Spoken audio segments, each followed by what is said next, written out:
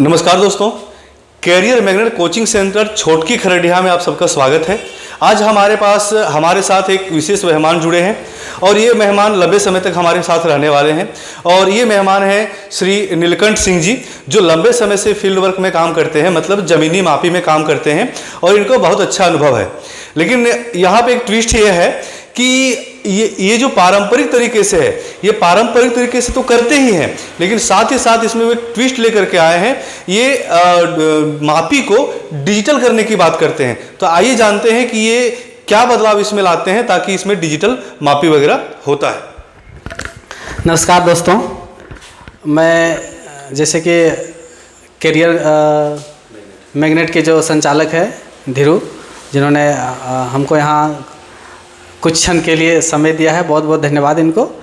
और यहाँ बहुत ही अच्छे तरह से पढ़ाई भी होती है। फिलहाल हम अभी ज़्यादा चर्चा नहीं करते हुए डायरेक्ट हम ऑप्शन पोजीशन पे आते हैं।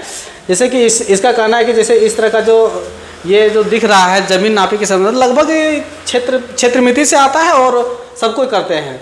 जैसे कि ये आपका देख रहे हैं, आपको स्पष्ट दिख रहा है कि ये वर्गाकार है, ये माने विषम चतुर्भुज है जिसका सभी भुजाएँ अलग अलग है। कोण तो लगभग 2 कोण सामने आ रहा बराबर है। और ये त्रिभुज है, ये भी चतुर्भुज है, ठीक है। तो ये तो इजी है, वर्ग चतुर्भुज वर्ग का फार्मूला से इसका निकल जाएगा। इसका भी इस पे लंब डाल के निकालना है, या तो फिर कर्ण मार के इसका क्षेत्रफल निकाल सकते हैं। इसका त्रिभुज है, इसका त्रिभुज से निकल जाएगा। और इसका ये है। और कुछ आपका बात है तो बताइए। जी सर, जैसे कि मैं ये 4 फिगर ले आऊँ, आपके लिए तो बहुत आसान है सर, लेकिन जो हमारे दर्शक देख रहे हैं सर, शायद उनके लिए आसान नहीं है सर। हो सकता है एक क्षण के लिए यह आसान हो जाए, लेकिन सर सारा आसान इसमें नहीं है। हम इसको भले ही आप कह सकते हैं कि ये आयताकार है, लेकिन सर इसमें मैंने क्या किया है, साइज को चेंज कर दिया सर, ट्विस्ट कर दिया है, ठीक है सर। लेकिन अब मैं आपके लिए और कठिनाई लेकर के आ रहा हूँ सर, हाँ, क्योंकि ये कहीं ना कहीं इस प्रकार के प्लॉट देखने को मिलते हैं। हो सकता है इससे भी टेढ़े मेढ़े प्लॉट देखने को मिलते हैं, लेकिन मैं क्या किया हूं कि बड़े के साथ साथ थोड़ा टेढ़ा मेढ़ा प्लॉट लेकर के सर के साथ आया हूं। और मैं सर से ही जानना चाहूंगा कि आप किस प्रकार से इस प्लॉट की मापी करते हैं। चलिए आगे चलते हैं, देखते हैं। देखिए ये प्लॉट कुछ है सर, और ये प्लॉट आप ही हमको बताए थे सर कि प्लॉट का हमको लंबाई और चौड़ाई जानना जरूरी है सर। तो सबसे पहले हमको ये बताइए सर कि ये प्लॉट का तो कोई एक तरह से अच्छा शेप है नहीं सर, लगभग चतुर्भुज जरूर कह सकते हैं, लेकिन पूरा चतुर्भुज नहीं है सर। अब आपको बताइए सर, इतना सारा इसमें लंबाई चौड़ाई लेने का जरूरत क्या पड़ गया, क्यों इतना सारा लेते हैं? देखिए, जब कोई चतुर्भुज ना हो, ठीक है, और सबका मान जैसे तैसे खेत का आकार तो लगभग तो चतुर्भुज है, त्रिभुज है, सब तो नहीं मिलता है, अक्सर तो इसी टेढ़ा मेढ़ा मिलता है। तो याद रखें कि उस समय 2 फार्मूला से निकलता है, या तो फिर आयत के फार्मूला से, या तो फिर त्रिभुज के फार्मूला से। बाकी और भी हम लगा सकते हैं जैसा स्थिति परिस्थिति देखते हुए। लेकिन जब आयत के फार्मूला से यदि हमको खेत का रकबा निकालना होता है, क्षेत्रफल निकालना होता है, तो सबसे बड़ी बात है कि इस बिंदु को हमेशा ध्यान रखना है कि आयत का फार्मूला तभी लगता है जब फीता चलाते समय हमेशा याद रखना कि स्ट्रेट कटे। ऐसे जो यदि एक फीता ऐसे चलाए तो दूसरा फीता को 90 डिग्री काटते हुए की पैमाइश करना है, जैसे कि ये दिखा रहे हैं, ठीक है। ऐसा टेढ़ा मेढ़ा नहीं लेना, ठीक है। तो इस तरह से इसने नापी करके लगभग 1 2 3 7 गो चौड़ाई लिया है और 4 गो लंबाई लिया है।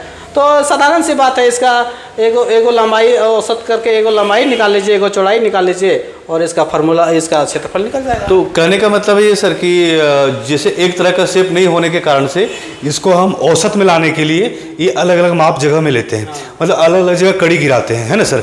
और इससे क्या लेते हैं, इसको हम फिर इसके बाद नेक्स्ट स्टेप क्या है सर, इसका औसत लेना होता है। तो सर औसत हम इसका कैसे निकालते हैं सर? क्या हम निकाल के देखें सर? बिल्कुल निकालिए। तो सर औसत क्या है सर? मुझे लगता है मैंने जो अब तक किया है वो इस सबको सर जोड़ देना होता है। जैसे कि सर 70 + 80 सॉरी सर 72 है, लेकिन मैं इसको भी लिख लेता हूँ 80 + 72 + 83 प्लस ये तो इतना करने की जरूरत थोड़ी नहीं, इतना तो बहुत समय लग जाएगा। फिर आपको पोथी पत्र निकाल, इससे भी आसान आपके पास, इससे भी आसान तरीका आप देखिए, आराम से देखिए। जैसे 70 है, 72 है, 2 बड़ा है, 83 है, 13 ज़्यादा है, 80 है, 10 ज़्यादा है। और नहीं सर, इसको थोड़ा सा आप स्पष्ट से बताइए सर, अच्छे से बताइए कि आप जो ये गुनगुना रहे हैं सो क्या गुनगुना रहे हैं हमको। मैं बता दे रहा हूँ, ठीक है। हम इसका बता दे रहा हूँ, 80 है, 10 ज़्यादा है, और 72 है 2 ज़्यादा है, 75 5 ज़्यादा है, 70 73 3 ज़्यादा है। तो 2 13 15 10 25 और 2 27 5 32 32 और 3 35 35। तो इसका रेशियो आपका औसत आ जाएगा 75, यानी चौड़ाई जो आपका है, चौड़ाई का औसत आ जाएगा 75। 35 बोल के 75 लिख देते हैं सर। अच्छा बता रहे हैं, सारा कुछ बता रहे हैं, ठीक है, कैलकुलेशन करके भी दिखा देंगे, ठीक है। 75 आ गया, ये आपका चौड़ाई हो गया। और लंबाई देखिए 130 145 140 125, लास्ट संख्या 125 15 और 20 35 और 5 40 40 4 10 135। इसका आपका ये औसत लंबाई आपका हो गया 135 फीट, ठीक है 135। अब इसका 100 जैसे आयत का क्षेत्रफल होता है, शॉर्ट में लिखते हैं, ठीक है, बोर्ड में ज़्यादा हमको चलाना नहीं आता है, इसलिए आयत का क्षेत्रफल लंबाई गुना चौड़ाई होता है, ठीक है, लंबाई गुना चौड़ाई होता है, ठीक है। तो लंबाई मेरा ये चौड़ाई, हाँ चौड़ाई ये हो गया, लंबाई गुना चौड़ा, तो आपका लंबाई ये हो गया, चौड़ाई हो गया, ठीक है। तो इसका गुना करना है, तो 5 5 25 25 और 13 7 91 10 101, आपका ये हो गया स्क्वायर फीट, यही एरिया हो गया। बताइए सर, ठीक है। ये तो सर एक जगह भी आप कैलकुलेशन तो किए ही नहीं है सर। तो सर एक मैं दर्शकों के लिए थोड़ा सा एक यहाँ पे बात बताना चाहता हूँ।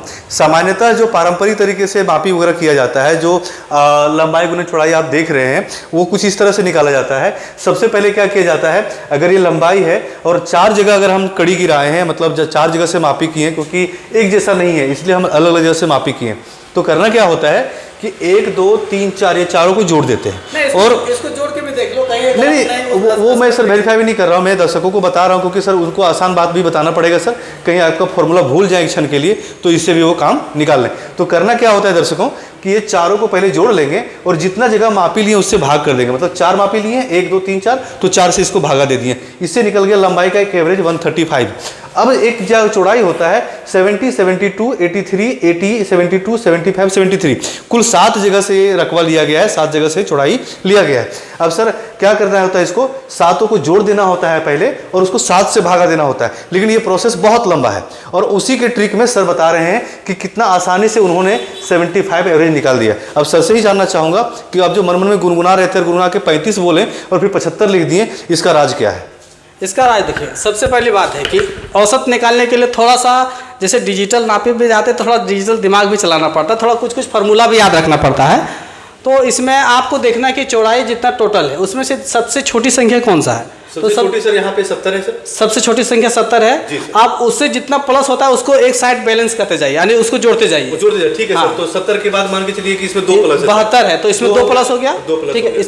इसमें कितना है सर, तो ये 13 प्लस हो गया, 14 हो गया सर, 14 हिंदी में कीजिए, 15 हो गया सर, 13 2 15 हो गया, ताकि जमीन वाला काम हिंदी पूर्ण रूप हिंदी होता है, 15 हो गया सर, ठीक है। और 70 से सर 10 ज्यादा है, तो 15 10 25 हो गया, और फिर ये 2 ज्यादा है, 25 और 2 27, इसमें कितना ज्यादा है, 5 ज्यादा है, 27 और 5 27 और 5 कितना हो गया, 32 हो गया, 32 हो गया, 32 और फिर 3 35 हो गया। अच्छा यही 35 आप बोल रहे थे, हाँ यही 35 हो गया। अब 35 को कितना क्या को 1 2 3 4 5 6 7, अच्छा 7, ठीक है। 35 को 7 से भागा दीजिए, उसका भागफल आएगा 5, 5 आएगा। और सबसे जो लास्ट संख्या छोटी संख्या 70, उसमें 5 जोड़ दीजिए, मतलब कुल मिला के इसी का गुणगान है ज्यादा है ना, तो इसको हम क्या किए 70 प्लस 5 कर दिए सर, ठीक है। तो ये 75 को आप यहाँ पे एवरेज में ले गए, और सर कुल मिला करके लंबाई में भी आप यही काम किए, ठीक है। हाँ लंबाई में भी यही काम हुआ है, यही काम किए सर। चलिए एक तो ये सर समझ में आ गया, लेकिन सर आपने मल्टीपल जो किया है, जो गुना किया है सर, ये गुना को भी तो आपने बड़ा अच्छे तरीके से किया है सर। ये 10,125 अचानक से ला दें। देखिए इस गुना करने का भी छोटा छोटा कुछ फार्मूला रहता है, जैसे किसी से 2 संख्या के अंतिम में 5 है, इस तरह का, तो कुछ याद रहता है और इसका विस्तार से बताएंगे अगले क्लास में, लेकिन फिलहाल देख लीजिए।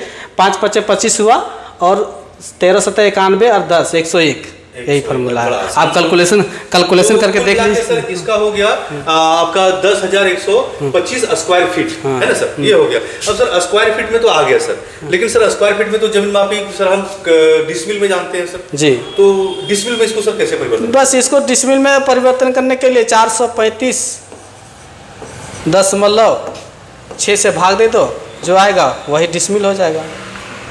ठीक है, ओके सर, तो ये तो बड़ा आसान तरीका था। आपने देखा दोस्तों, इसी प्रकार के ट्रिक्स लाते रहेंगे। और साथ ही साथ आपको इन्फॉर्म करना चाहता हूं कि यह इनका लेवल 1 क्लास था। कहने का मतलब ये लेवल अप करते जाएंगे। आसान से पहले शुरुआती जो कड़ी मापी करने के बाद गुना भागा कैसे करना होता है ये बताएं, और धीरे धीरे ये सब तरह का प्लॉट लाएंगे और आपको डिजिटल माध्यम से मैप के आधार पर, मैप से कैसे हम मापी करते हैं घर बैठे, वो भी आप यहाँ से कर सकते हैं। तो आज के लिए और कुछ कहना चाहते हैं दर्शकों से सर? और क्या करना चाहेंगे, और जितना हमको जानकारी मिलेगा हम आप सबों के सामने पारदर्शिता के साथ अपना ज्ञान को रखेंगे, कुछ सीखेंगे, कुछ सिखाएंगे। चलिए अप्रिशिएट कीजिए इनको और जुड़िए। करियर मैग्नेट में छोटकी खरडिया में खुला है और यहाँ पे 6 से 12 तक का और साथ ही साथ हर प्रकार के कंपटीशन का तैयारी यहाँ होता है। तो जितना हो सके अधिक संख्या में जुड़िए और फिलहाल सर को धन्यवाद कीजिए। और अगर वीडियो पसंद आता है तो लाइक और सब्सक्राइब करके ही जाइएगा। धन्यवाद।